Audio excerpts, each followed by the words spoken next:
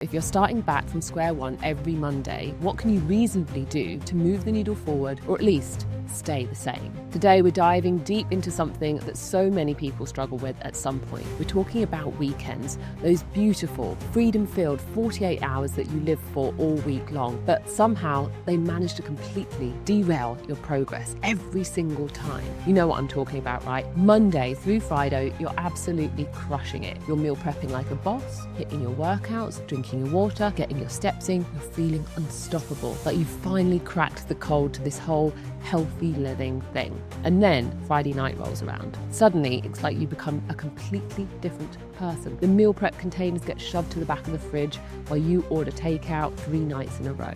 The workout clothes stay folded in the drawer while you Netflix and chill for 12 hours straight. Your water bottle collects dust while you're sipping on everything except H2O. Sound familiar?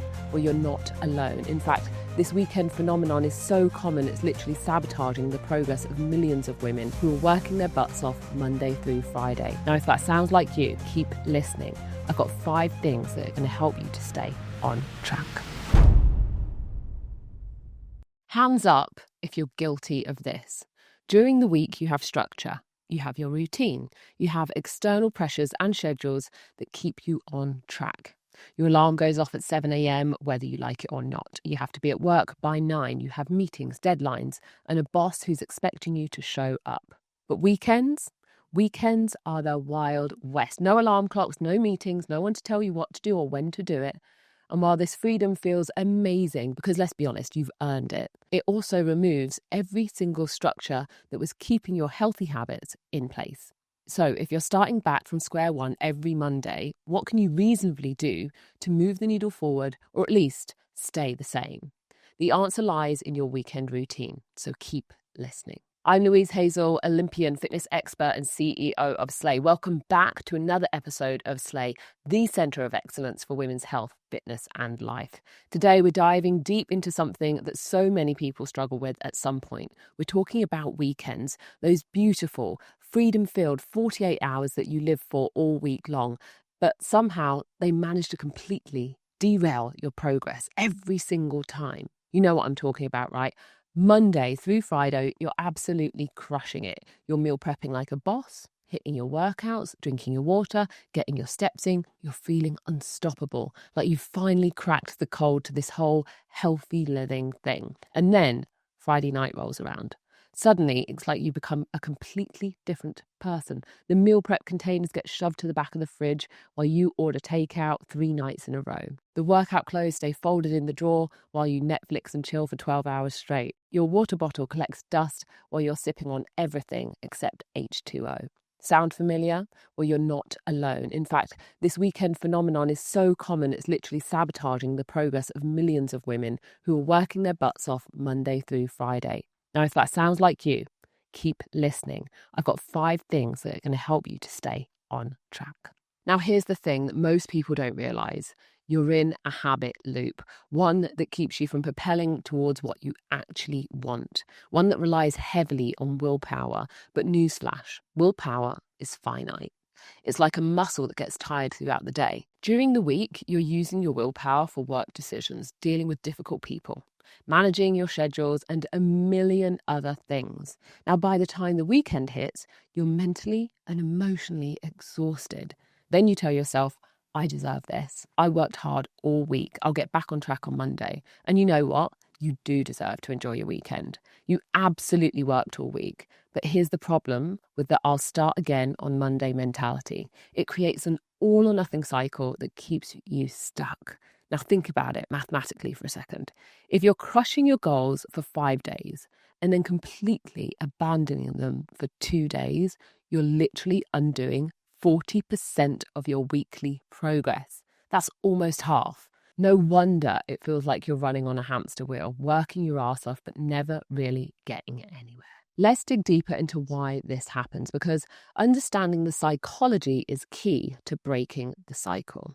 There are several psychological factors at play here, and once you recognize them, you can start to work with them instead of against them. First, there's what psychologists call restraint theory. When we restrict ourselves too much during the week, whether it's our food, fun, or our relaxation, we create psychological pressure that has to be released somewhere.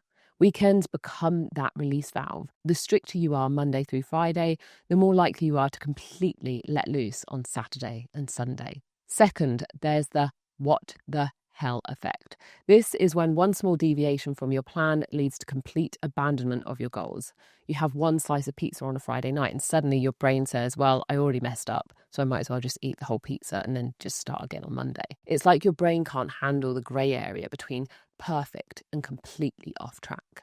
Third, there's decision fatigue. We make thousands of decisions every single day, and by the weekend, our decision-making capacity is depleted. It's so much easier to default to old habits than to make conscious, healthy choices when your brain is tired. And finally, there's social pressure. Weekends are when we socialize, and our social activities are often centered around food and drinks. It's hard to stick to your goals when everyone around you is indulging, and you don't want to be the person who's like no fun or too restrictive. So let's talk about what this weekend cycle is actually costing you, because I think when we really understand the impact, it becomes easier to prioritize change. First, there's the obvious physical cost. Those weekend binges aren't just undoing your weekly progress, they're often setting you back even further. Your body has to work overtime to process all of the excess calories, alcohol, and processed foods. Your sleep gets disrupted, your energy levels crash. You wake up Monday feeling worse than you did on Friday. But the physical cost isn't even the biggest problem. The real damage here is psychological. Every Monday morning, you're starting from a place of guilt, shame, and frustration. You're disappointed in yourself before the week has even begun. Now, this emotional baggage makes it harder to stay motivated and consistent during the week. There's also an identity cost. When you constantly break promises to yourself, you start to believe that you're the type of person who can't stick to their goals. You develop a story about yourself that says, I'm good during the week, but I have no willpower on weekends. And this becomes a self-fulfilling prophecy. And let's not forget the opportunity cost. While you're spending your weekends recovering from poor choices, you could be using that time to actually enjoy activities that align with your goals. You could be exploring new hiking trails, new healthy recipes, or engaging in hobbies that energize you instead of deplete you. Now, here's the truth that's going to change everything for you. You don't have to choose between enjoying your weekends and achieving your goals. This isn't an either-or situation. You can have both, but it requires a shift in mindset and strategy. The key is to stop thinking about weekends as a break from your healthy lifestyle and start thinking about them as an extension of it. Your goals aren't a prison that you need to escape from on weekends. They're the foundation of the life you're building for yourself. This doesn't mean that your weekends need to look exactly like your weekdays. It doesn't mean that you can't be more flexible or spontaneous. It just means that you're making conscious choices that align with your values and your goals, even when you're relaxing and having fun. All right, so let's get into it. Here are 5 practical, actionable steps that will help you enjoy your weekends while still crushing your health and fitness goals. Step 1, plan your flexibility. This might sound like an oxymoron, but planning your flexibility is game-changing. Instead of going into the weekend with zero plan at all, decide in advance what you want to be flexible on and where you want to stay consistent and a little bit more rigid. Now, here's how to do it. Every Thursday night, sit down, plan your weekend, look at your social plans, look at your schedule and your goals, and then decide which elements of your routine you're going to maintain and which ones you're going to adjust. For example, maybe you decide that you're going to maintain your morning routine and your workout schedule, but you're going to be a little bit more flexible with your eating. Or maybe you decide that you're going to stick to your nutrition goals and sleep in and skip your usual morning workout in favor of a fun activity with some friends. The key is to make these decisions consciously and in advance, not in the moment when your willpower is depleted. When you plan your flexibility, you're still making empowered choices that align with your goals. You're just giving yourself permission to be human. Now, write down your non-negotiables for the weekend. These are the things that you will absolutely not compromise on, no matter what.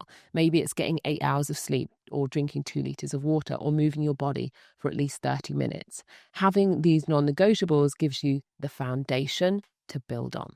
Step 2, create weekend rituals that serve you instead of abandoning all structure on weekends. Create new rituals that honour both your need for relaxation and your commitment to your goals. These rituals should feel good and sustainable, not restrictive or punishing. Start your weekend with something that energises you and sets a positive tone. This could be a longer, more leisurely workout routine than during the week, maybe a yoga class or a dance session from your living room. The key is to choose something that feels like a reward, not a punishment.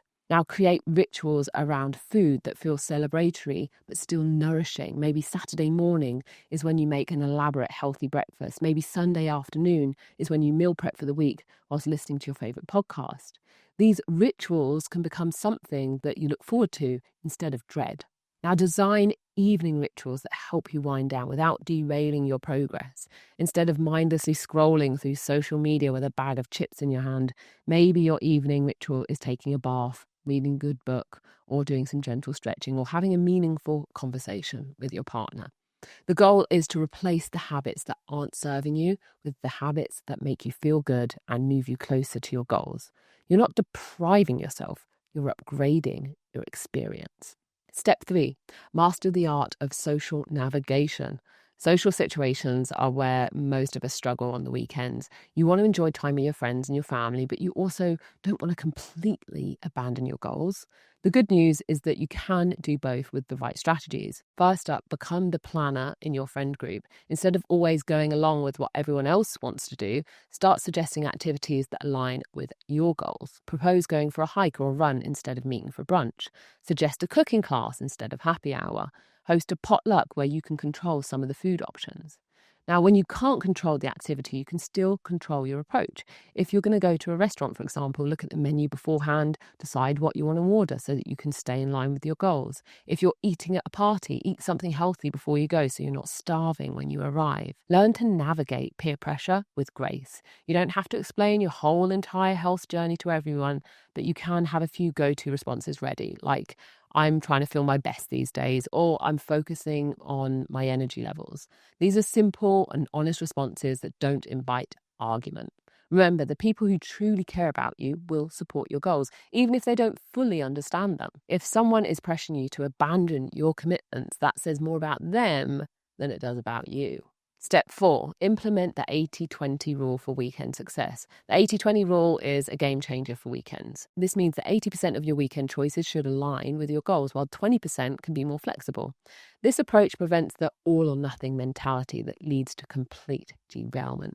Here's how to apply it practically. If you eat 6 meals over the weekend, 5 of them should be aligned with your nutritional goals, and 1 can be a little bit more indulgent.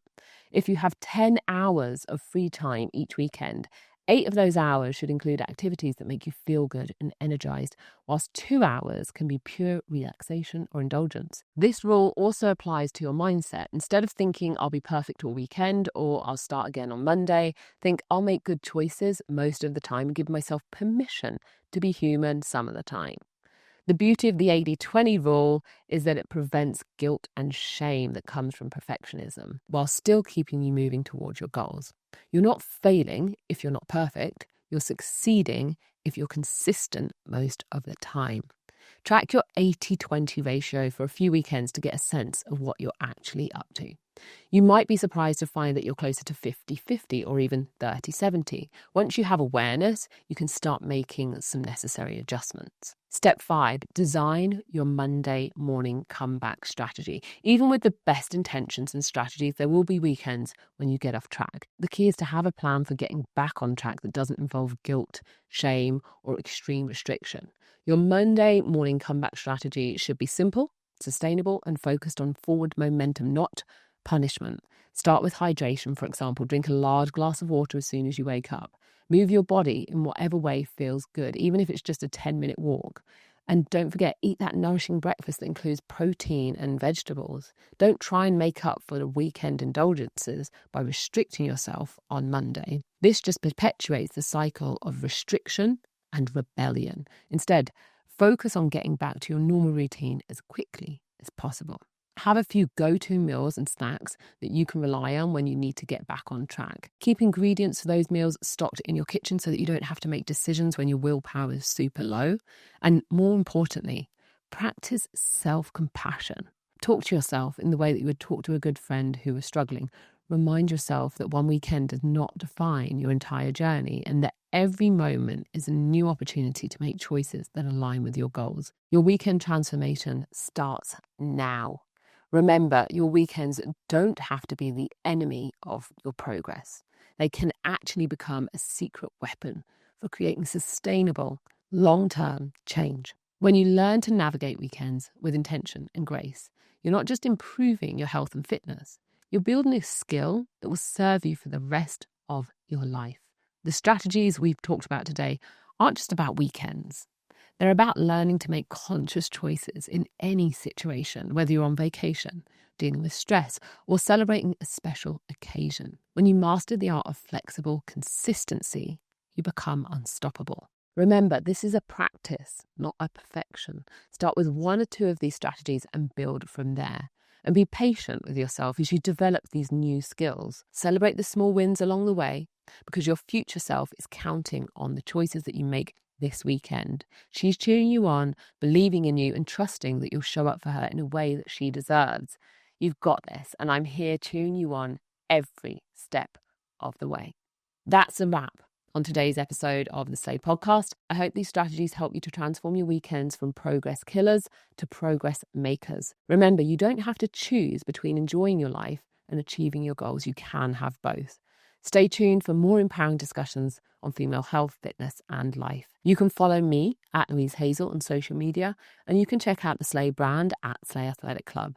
You can subscribe to the Slay Podcast on YouTube and leave us a comment if you haven't done so already. And you can get fit at home using the Slay app. You can download that now for free from the App Store to join our online community.